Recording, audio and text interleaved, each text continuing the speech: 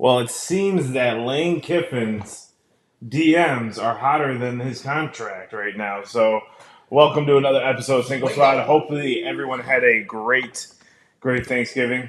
We took the week off. Mike and I went down to the Fort Myers Classic where UNC took on Bonaventure, and Mike's a traitor. The school he owes money to, he did not root for at all. I can't believe it. We covered them for 3 years, and you did not root for them once. And they almost took the dub. It was tied at half. And then UNC cheated their way into the second half. Sounds about right. Okay. Sounds about right. How do you go the whole second half That's with how no we bloods fouls? do it. We cheat. How do you? Yeah, you do. Well, I mean, and I heard on the radio on the way over in the Duke-Florida game, the Florida's been to the line once. But how do you go? How does like no fouls magically happen on North Carolina when there should have been? And you know that we talked about it on the way back. But But- I don't necessarily think that's cheating. That's just poor officiating. Yeah, I mean, I'm not going to sit here and say. I saw like, Roy handing out hundreds as they were walking. Roy wasn't even there. Yeah, he was. I saw him. Where? He was there. Somehow Roy Williams wasn't there. Too. Somehow Roy Williams So, wasn't there, but there- Carlos Boozer was. Yeah, and and I you guys got- got to meet him. I got a pic with him. Yeah. I went up in that and said, "Hey," and Mike's like, "What do you mean you met him?" I'm like, "I got a picture with him." He's like, "What the hell?" He I'm might like, be the only "You person- ran down the stairs." He might be the only person with a bigger head than John that makes John's head look small next to him. So, Well- Carlos Boozer is a big man. Well, what was funny was Yeah, bigger head than I do. No, I told you. I have Definitely. big hair. My hair is big. Still counts as part of your head, right? No, it's not. How does it not? My head is my head, and my hair is my hair. It's separate. I have the smallest head here. Yeah, you have a peanut head. Whoa, pause. Easy there. I'm talking about Snoopy. Yeah, okay.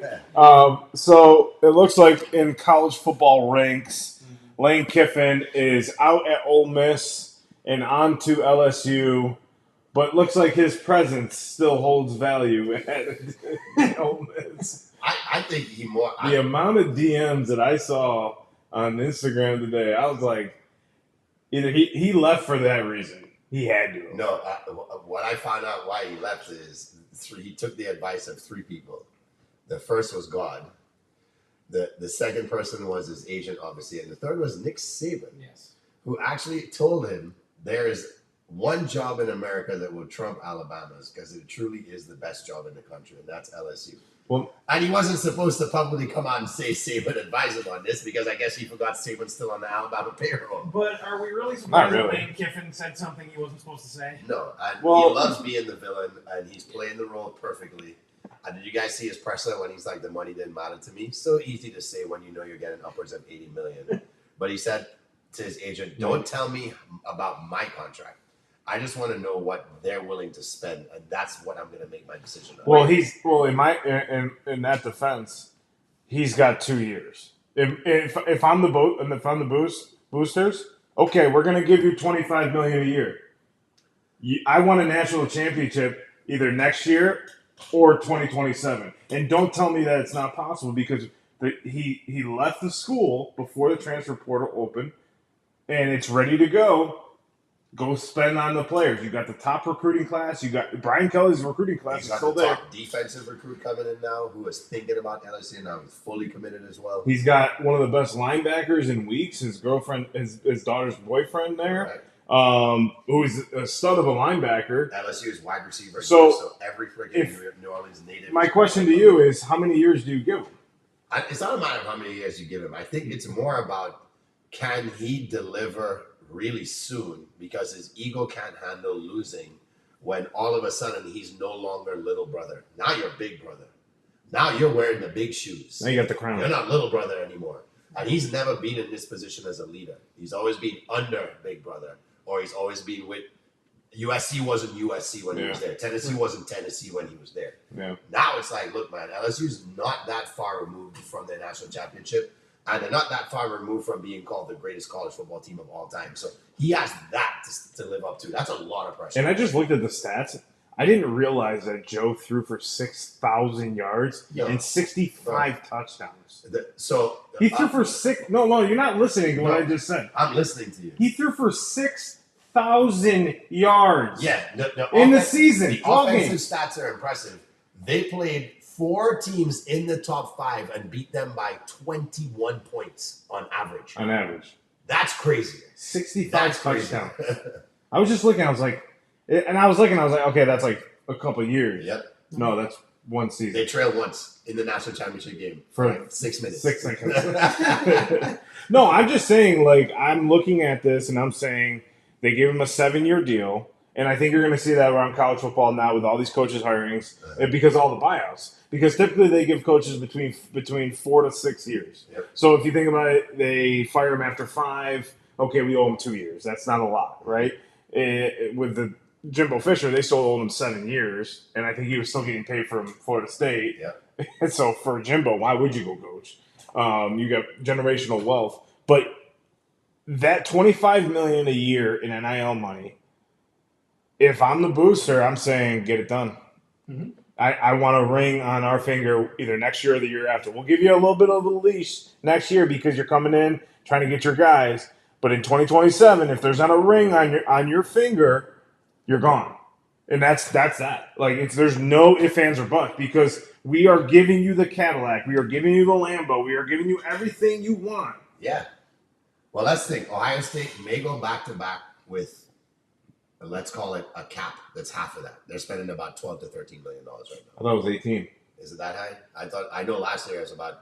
They're one of the highest NILs. They spent 22 last year. Okay, I didn't think it was that high. Yeah, they So went in. They obviously- went in last year. Okay, so obviously having a $20 million budget works, right?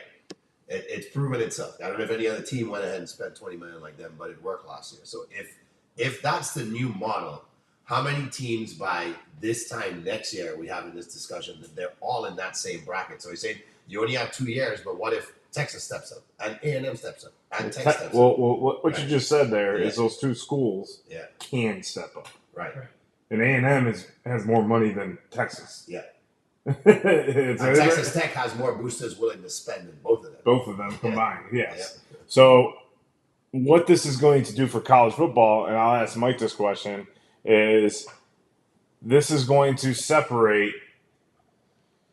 This is either going to allow us to see a clear-cut, definitive line between the AAC, those schools, the MAC, Conference USA, all those schools are you're going to see a divide, or are we going to see someone come in and say, we got to allow these guys to have a chance to at least be in the pool? Where do you see it going in the next couple of years? Because LSU, I think, like you said, is trying to break the model. Yeah, I think we get to a point where someone does come out and say, we got to make sure that this group, the group of 5 schools and the conferences, like, need to be competitive, but it's not yet. I think it's one of those situations where it's going to get worse before it gets better. Yeah. To ask who's going to step up, most, if not all, of the SEC, and I think a good majority of the Big Ten in the next 2 years are going to completely open up the pocketbooks, and I agree. When the pocketbooks open up, the leashes get short. LSU's case, I am completely on board with your 2 years. You need a national championship in the next 2 years, especially because the boosters also are looking at a slightly wider picture in that they're currently paying 3 head coaches. Yep. They're still paying Coach O. They're paying Brian Kelly's buyout, and now they're going to pay Lane Are Kiffin. they done with Coach O after this season, though? I thought it was about 5 years. I thought I saw they had one more year, like next year's the last year. But still, they got a lot on their payroll. Right. And, like, that's what you're seeing in college football now is these buyouts are huge. And we're congratulating James Franklin for, I think, giving Penn State the money back. And it's like, for me, I'm like... Well, that's because he got hired, right? Yeah, I think it was in his contract that if he got hired within the 6 months that his buyout would go away or whatever, and that's fine. I'm okay with it. I think but it goes back to like everyone talking about Bryce Underwood. You and I had a huge argument in our group chat about it, and it goes back to we're going to switch this to players now. It's like for me, if we take the money away, yes, he had a natural freshman year, but you add that money in, like you said. You can't have a natural freshman year because you went in and said, it's just like the NFL. It's like, let's just say, for instance, Drake May next year and says, "Hey, I had a great year. I look great this year. I want my bag now. I want my bag now." And then he goes in and throws 40 interceptions next year. Looks like trash. 40 interceptions next year. It's like, what the fuck was this? Yeah. So I just don't. With Bryce Underwood looking as bad as he did this year, I think it's a combination of the coach. I mean, I watched every single game and I watched every single play, and it's just there's just not any continuity on the offense.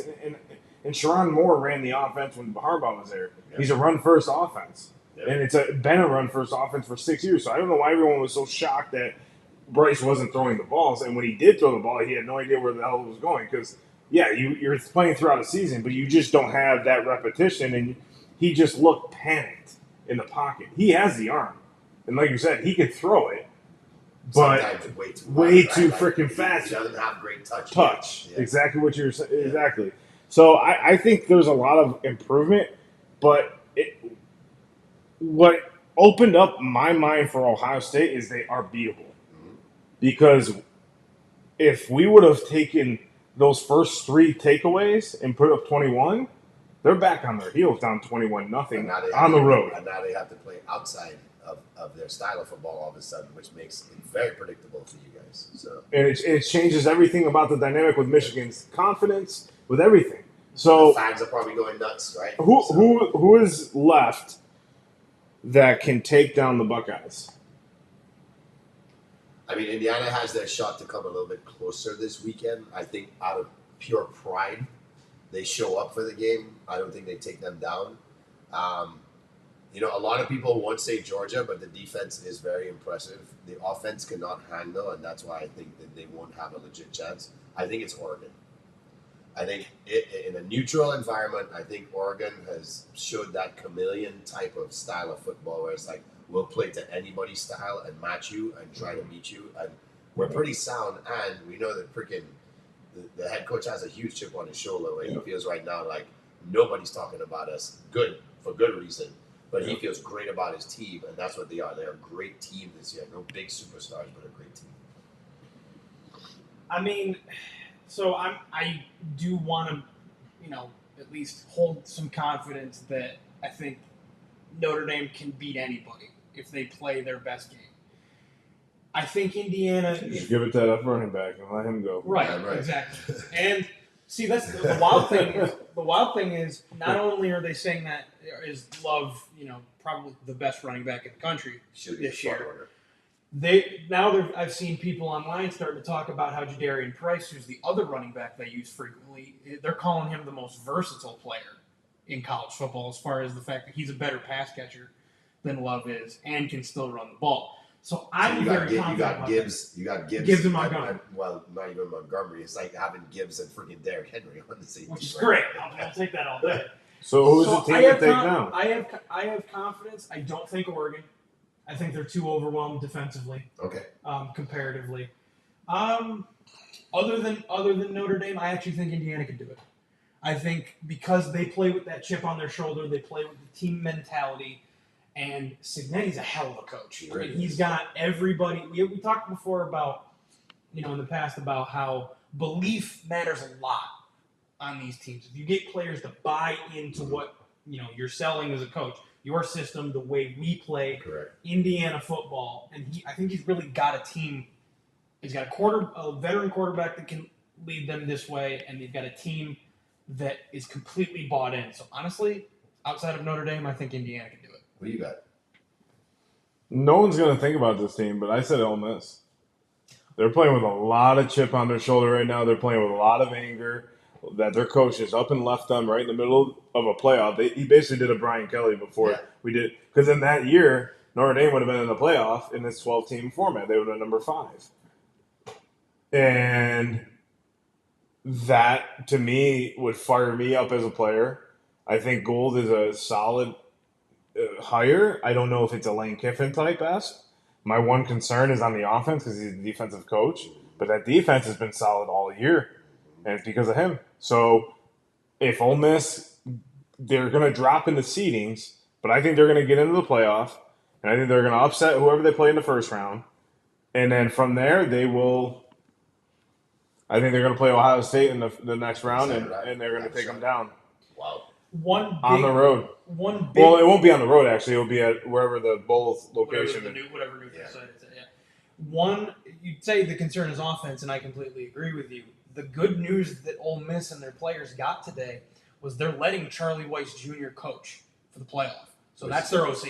Yeah, so they got their guy. I mean, that's the bullshit thing that I really didn't like in the whole thing is that I heard a lot of reports of Lane Kiffin going in and saying, if you guys aren't on that plane with me, you aren't going to coach at LSU. And I thought that was really... He also begged to coach. He did beg to coach. You can't have your cake on your ice. Yeah.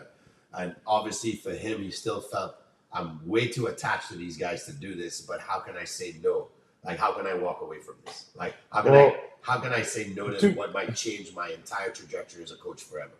To put it as actually Nick Saban, I listened to him talk, and he's like, there's a difference between Ole Miss and LSU. And obviously they're big storied programs, they're big programs, really big in football. But what edges out LSU over Ole Miss is he was saying that Ole Miss, you have to go and fight in the transfer portal every year to get the top guys coming in from the transfer portal, and you're not going to get the best recruits. You're going to lose them to Georgia. You're going to lose them to A&M, Texas, Oklahoma. You're going to lose them to those guys. So you have to hit it out of the park with the portal. Yep. He goes, with LSU, you are getting the top recruits, and then you supplement those top recruits with great transfer portal, and everyone wants to come to LSU. And they be the best local talent of receivers in the nation. Exactly. Right in their home soil, so they're not going to want to leave. Exactly. So it made a lot of sense. The best quarterback in the country to throw the ball to? Come on now. It made a lot of sense when he was talking about it, because it's like, yeah, I guess that makes a lot of sense, because LSU has, that's the thing with Brian Kelly. He's recruited well.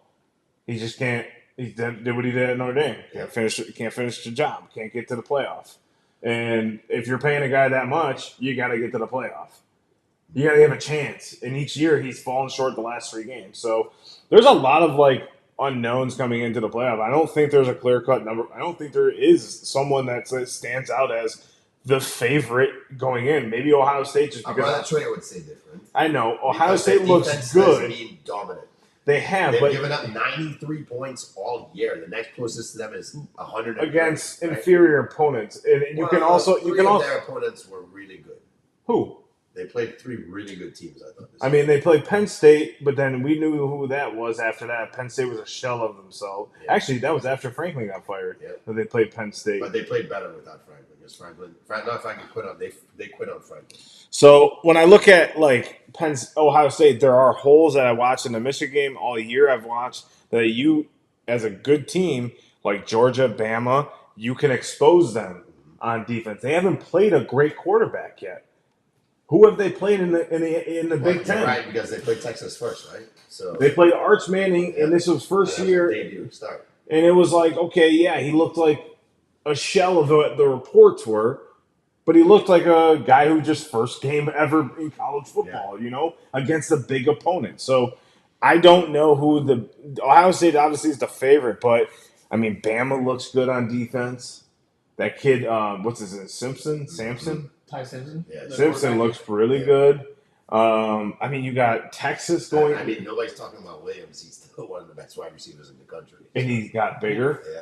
And on any other program, Jeremy Bernard is number 1. Bernard's a number 1 anywhere else. You got Oregon. You got Texas. But here's Oklahoma. The thing, right? I still think there's a lot. I really think the BYU Texas Tech game and the outcome of the ACC championship game holds a lot of weight with big teams possibly missing the playoffs. Because if Duke wins, Tulane or James Madison, one of those schools is ranked ahead of them. The ACC is out, which means do they want no ACC teams or do they squeeze Miami in? If they squeeze Miami in, it means Notre Dame's out because they're going to say they beat Notre Dame head-to-head, right? Well, Notre Dame won't be out. They will because they're going to force Miami in and push Notre Dame out. That's what they would do to get an ACC team. They can't because Notre Dame's been the 5 seed the entire time. It doesn't matter. It doesn't. We're not the 5. No, they're not the 5. Notre Dame's 10. The 5 is Texas Tech. Oh, yeah. And if BYU wins the Big 12, we're out. And if BYU wins the Big, not only are they out, Alabama could be out because. But that's not guaranteed. And Virginia jumped us. But that's not guaranteed. BYU get it, and Virginia could get it. The biggest thing with the bracket is who are the ACC winner gets in. Right. No. The not Power against Duke. 5 gets not in. against Duke. No, the Power 5 gets in. The ACC champion is getting in. That was the rule with it all. Like the Power 5 gets in. They may be the 12 seed, but they get in. That's the fucked up part with Miami. I thought it was the higher rank of No. the ACC and the Essentially, at this point, because they didn't make the ACC championship game, Miami's not going to make it. Not going to make it at all. Unless they get in that. Because I heard someone making an argument that it's the highest seed of the Power 5. It's the highest seed of the group of 5. Of the group of 5, right? So it's essentially either going to be probably either Tulane or James Madison. Correct. And they would get in ahead of a Duke if a Duke won. No, so they don't have to have an ACC team in there. They're putting the ACC champion and a group of 5 champion in. Okay. Which is probably going to be 11-12. Right. But at that point, they're going to My toss thing is, Alabama and Oklahoma. And Oklahoma's in jeopardy. Probably at any what do you want? You want great football in playoff time. And I get you got to play in the championship game.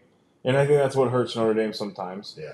But when you lose 2 games, like that's the thing we talked about last year. It's either 1 or 0 losses, or it's a nail bite to the finish for you guys, right? And that's the hardest part with being Notre Dame is that you don't get the comfortability. No matter who you play, you could play the entire SEC, and you still would be looked at like, hey, you're not in the conference. You played a few good teams. You lost 2 games, 3 games to Texas, Florida, or Texas, Georgia, Bama, but you lost to those points. You don't deserve to be in. So it's a misconstrued. I think you need to look at the 12 best teams, regardless of what happens this weekend. You need to look at the 12 best teams. What's going to be great for college football, and that's what it needs to come down to. And I think Oklahoma deserves to have that opportunity. So Texas deserves to have that opportunity. Ole Miss does. Notre Dame does. Oregon does. Indiana does. A&M definitely does. Ohio State does. 6 SEC schools don't deserve an opportunity this year. That's why Texas is out for me. Yeah. 5, yes, not 6. Yeah. I mean, and the crazy part is that if Michigan beat Ohio State, they would be playing for the Big Ten championship this week. Right. If Oregon lost, Oregon didn't lose, so they wouldn't be playing. But still, you beat number 1 team in the country. You get a boost where you might be in discussion for an at-large. Yeah. At that point. Well, I mean, we'll find out here next week when we talk next Tuesday. I mean, Sunday is when the new rankings come out. We'll see what happens then, and it's championship Sunday. Now, to your point about not looking like there's a clear-cut number 1 in college football, the NFL might be more open than it's ever been. Ever. In years. No one looks good. In years. No one looks really that dominant. You can't say nobody looks good. Like I can't sit here and say that the Patriots looked great last night. No offense, but they're playing a shell of a Giants team that basically just never showed up to the game last night. And then the same thing with they Seattle, haven't right? played anybody. Go look at their schedule. They played the Titans, the Jets twice. They've played no one. The Bills is the only Bills, and I think. But we said that at the start in of the season. Buccaneers. We looked at the 2 schedules that favored that if San Francisco stayed healthy, they'd probably be 9-3 right now. And it looked like if Vrabel could have an instant impact, it looked like, and we said it looks like, I said we hate to say it, but it looks like the Pats can have 8 or 9 wins. I said it back in May. I said it back in May when the schedule dropped. I said, damn, they got an easy route right now. Yeah. And it's like Drake May just had to show up, and he is. He's showing up like an MVP candidate. I mean, and good for him. I mean, throws he's making are like I saw it last night. I'm like, damn, he's just he's not forcing the run. That little over the shoulder catch for the touchdown. I was like, wow. And they have weapons everywhere. Impressive. They don't have that dominant guy. They have the vet leading the pack, but they have weapons. But then you have and Henderson is finally proving himself to be who we all thought he was. Then you have randomly Carolina. Yeah, they got a lot better. What are they 7-5 now? I'm not surprised by this because everybody should have expected this team to want to play better football because, my God, they were awful last year. They were awful. And they have the pieces. You have to look at yourself in the mirror and be like, we have to show They have the pieces, too. Yeah. And they've had the pieces. Yep. They finally got a good running game. They got themselves 3 receivers. They got a quarterback that I think now is settling in, and the coach is revolving his game plan around him. And you start working those chips. I mean, the Rams, they look good, right? But it's like, son of a bitch. God damn it, hit a 3. But let's look at that scenario. You throw a pick six, then you throw another pick right before that, and then you turn the ball over at the start. But you got to expect right? Stafford to have a game like that at some Of point course. this season. And they barely lose the game. So it's the same thing where I said, like, that's why I defend Seattle. If you're like, you really think Seattle's the best team in the NFC? I was like, they can compete with anybody and win the NFC. The thing is, I just can't see it with the Patriots, though. I'm sorry, go ahead. What are you saying? I'm saying that because it's the same thing, because I'm saying Seattle and New England are very much alike. Yes. Where it's like, the defense is going to carry you, but will the offense or will those quarterbacks be able to beat better quarterbacks in the playoffs who've been there, done that, won Super Bowls? Who will go throw for throw with you, in the sense of like the 13-second game with Josh Allen and Patrick Mahomes.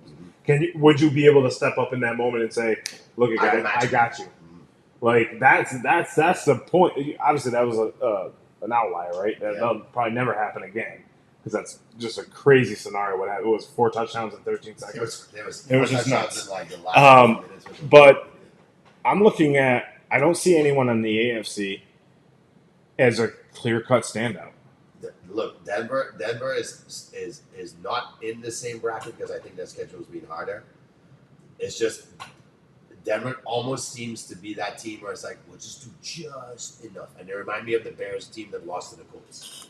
Remember that defense? With Sexy Rexy? With Sexy Rexy? So you have Sexy Rexy. I think personally Bo Nix is more versatile than him because he can move. So you have a quarterback a little more versatile, but the teams look very similar.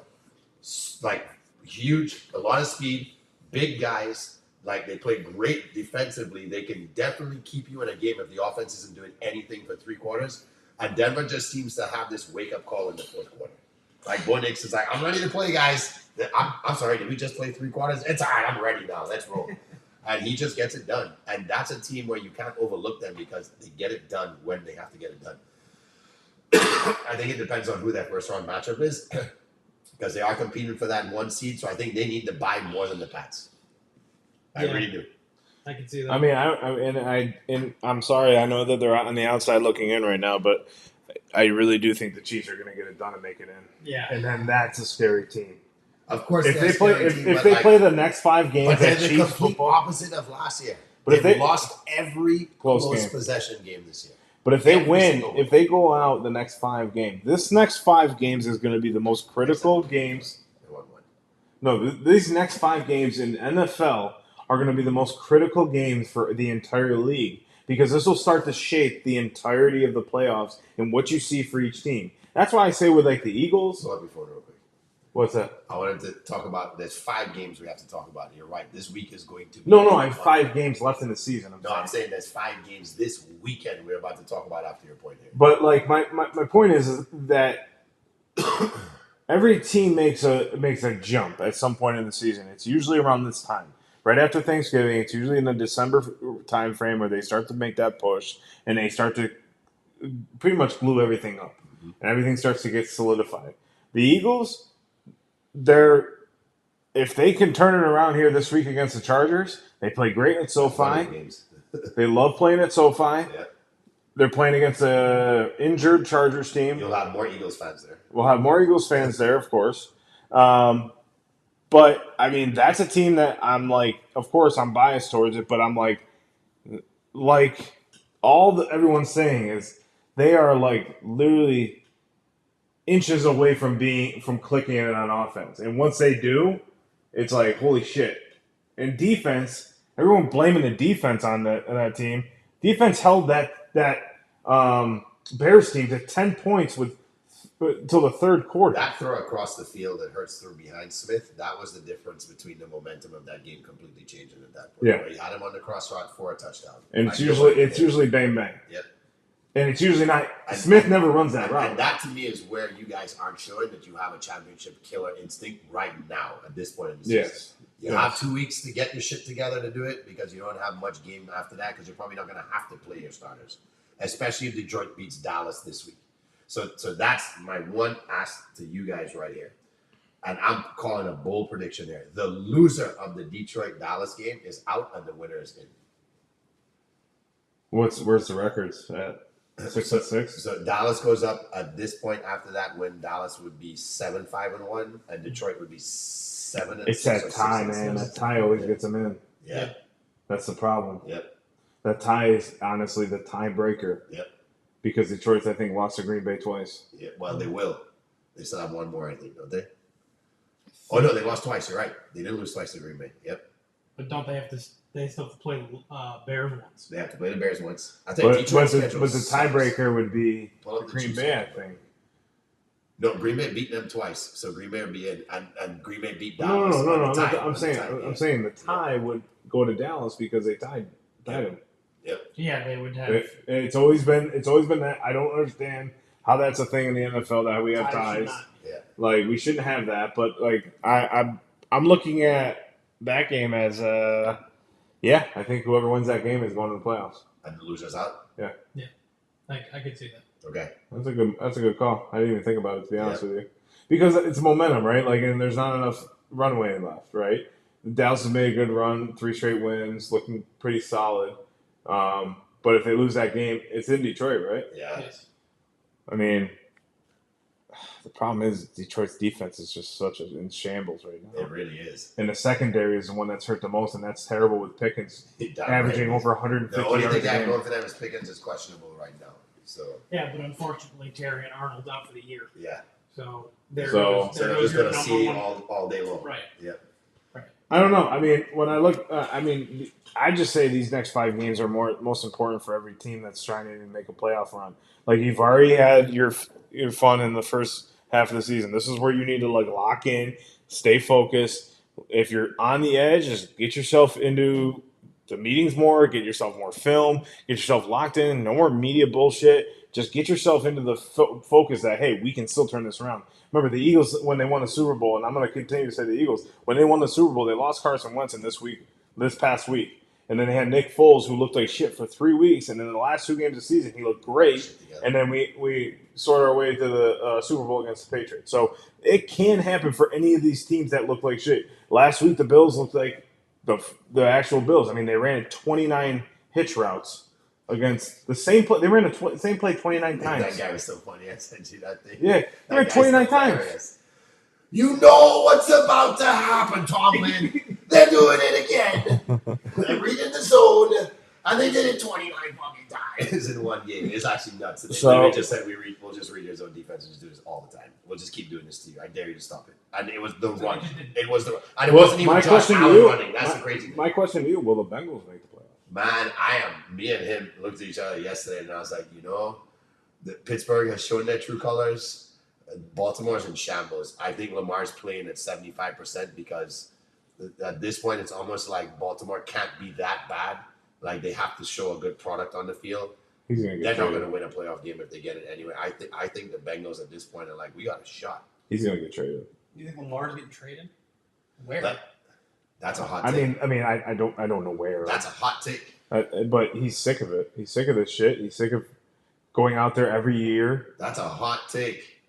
He's won 2 MVPs. He's had number 1 seeds how many times? He's been there. And a team that should have beat the Bills last year didn't. The team that should have beat Kansas City the year before didn't. A team that, it's just not. It's just. Ooh. I see him getting traded. I mean. And you know where I think he's going? Atlanta. NOLA. I don't think NOLA has the pieces for him to go there. I mean, they have the picks, but they don't. I don't think they want. Atlanta has the pieces for him to win right away. Yeah. And if they go ahead and sign a good wide receiver and finally give him a number 1, because I think Drake London is close to becoming that. But if they go out and get a proven one, hey, if London and him and London's his one, I don't think he's had a guy as talented as London. And Derrick Henry is late on his career. Bijan is early in his career. That is a match made in heaven. And that would suck for me because the Bucks don't win the division anymore with him there. I could see it though. I mean, I just see him wanting out because it's like, dude, I'm grinding my ass off right now and nothing's getting done. Everyone's getting injured. We're signing these older guys. They're not doing anything. We're also talking about the change of guard in terms of who are the old coaches in the NFL? Harbaugh's one of them. Yeah. And have those coaches reached their peak right now, right? It's like, is it time for the McVays and that lot to really come in and say this is our time to really own the NFL for the next 4 or 5 years? Yeah. Let's continue with this week though, because we have some sauce happening in Lambeau Field. By the way, just as a side note, if not Atlanta for Lamar, what about Minnesota? Ooh, talk about having a star receiver. Yeah. Ooh, Ooh, that is spice. Put that out there. Well, I believe That, they actually, you know what? They might be in a better position than Atlanta to win with who they have right now. Like they could have won this year with a good quarterback. Yeah. so. The few interesting games this week. Starting, you mentioned Lambeau Field. We've got the Bears going to Green Bay. That's for supremacy in that division. Right. That could end up deciding the division. But talk about the Bengals. They got the Who the Bills. Bengals? They got the Bills, The Bills. in Buffalo. That's right. While the Ravens and Steelers play each other.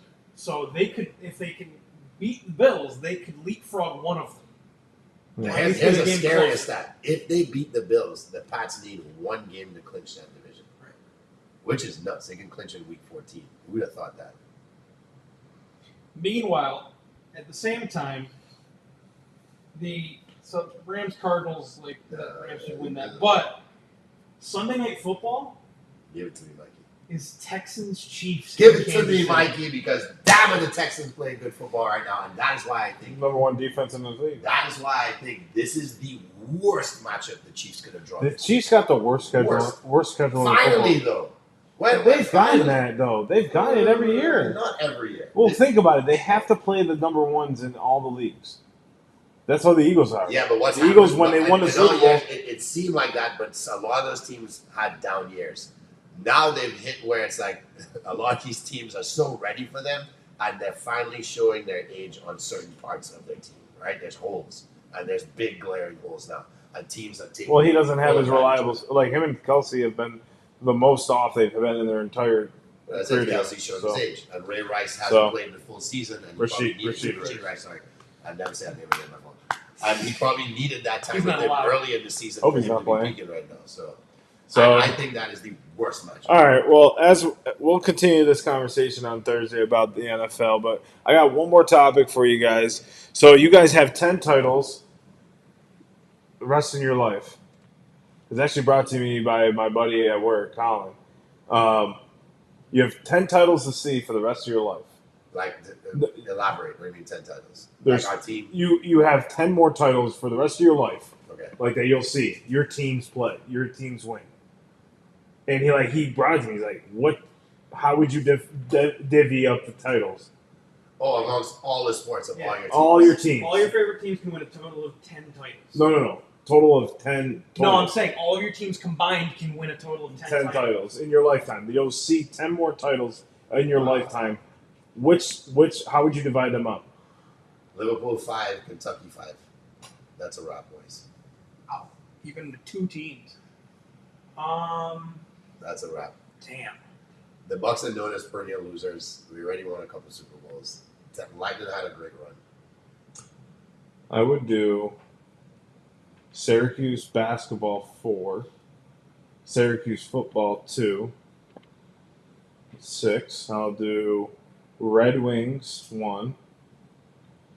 I'll do Michigan hockey 1. It's 8, right? 8. And then I'll do the last two be the Eagles. So I've seen 6. I've seen 8 World Series where the Yankees are in. 10 actually now. Yeah. I've seen 10 World Series of them being in it and then winning 5 of them. So they've got their 5. So They've reached their. they've got their limit. You know what I mean? So, all right, Mike. You better Okay. say Rangers 3 to start. No, Rangers are getting 4 because it's one of the two I haven't seen. So that's 4. I'll give Notre Dame football, obviously. I'll give them 2. Only 2.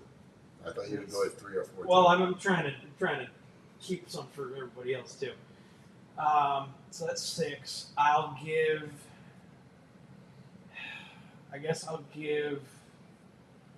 the Giants 1. Because I've already seen 2. I'll give North Carolina 1. That I've already 8. seen. Right? And I'll give the Yankees 2. No love for his newly acquired New York Knickerbockers. I thought they might have snuck one in there in the Yankees one. Well, the reason why he asked me that is we were talking about who our actual favorite teams are, Yeah. and my actual favorite team out of all my teams, you would think would be the Eagles, but it's actually Syracuse basketball. Yeah. See, Like- you grew up around that, so that doesn't necessarily shock me. It's I mean, like I grew it's your around. I grew hometown up. team. Yeah, but I grew up around all the sports. But it's like when I But asked you him, felt most connected. to like certain when he said that, I was classes, like, I mean, I watch Syracuse basketball religiously. I watch them every single game, every single year. I stream it. I pay for the money for it. So it's like for me, and I hold a close connection with my grandmother. Me and her used to watch that all the time. I used to go over her house and we watch it, and then get dinner and whatnot. But yeah, I would say Syracuse basketball is probably my number one team. Who's your number one team? I know probably Liverpool or Kentucky. Kentucky. You? Probably Yankees. the Yankees, yeah. And you only gave them two. Well, I've You already said you've seen. seen 5, right? So, I haven't seen the Rangers or Notre Dame win any. all right, let's close this out because, guys, John has a game to watch Syracuse beat the uglier orange team right now. So, Yeah, so we'll see you guys here on Thursday. Make sure you tune in the socials, and we'll see you guys later. Bye.